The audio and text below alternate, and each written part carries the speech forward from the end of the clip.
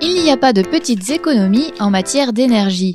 Les familles qui participent au défi à énergie positive l'ont bien compris. Une trentaine de foyers du pays des Herbiers a décidé de relever le challenge organisé par le réseau Espace Info Énergie. Le défi s'organise autour d'une équipe qui va être animée et coordonnée par ce que l'on appelle un capitaine. Le capitaine va être en relation avec l'Espace Info Énergie et va être chargé de faire vivre son équipe. Une équipe étant constituée de 8 à 10 foyers en début de défi de manière optimale. Et l'idée, c'est bien que l'équipe réussisse à faire 8% d'économie d'énergie sur un hiver. En se basant sur les factures de l'année précédente, chaque famille effectue son relevé de compteurs afin d'obtenir une moyenne par équipe. Trucs et astuces pour économiser l'énergie n'ont plus de secret pour les participants, ils ont bien voulu nous les livrer.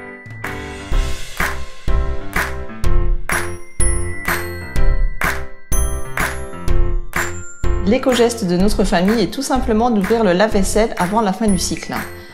La résistance ne se mettra pas en route juste pour le séchage, qui peut être tout simplement naturel.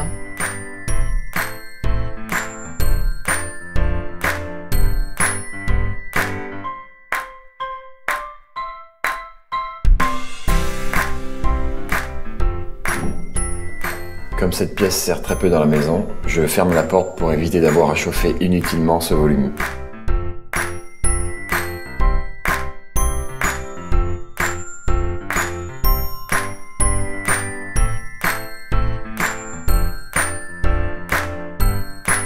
Pour le défi, j'ai commencé par contrôler toutes les lampes de la maison.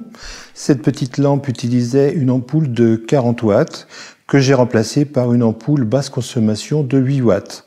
Pour le second défi, j'ai remplacé cette lampe de 8 watts par une lampe LED de 1 watt. Ce changement d'ampoule successif me permet de diviser par 40 la consommation de cette lampe pour un usage identique.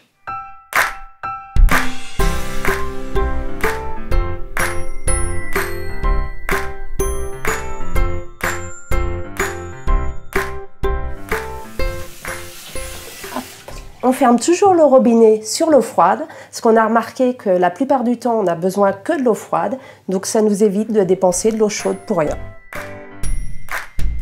Afin d'aider les familles à maîtriser leur consommation en électricité, l'Espace Info Énergie met à leur disposition un wattmètre. Cette prise permet de mesurer la consommation de chaque appareil électroménager. Avec le wattmètre, on s'est rendu compte que le fer à repasser était très énergivore. Alors j'ai eu l'idée de baisser le niveau, de mettre un peu moins fort, et finalement les vêtements sont tout aussi bien repassés en consommant moins.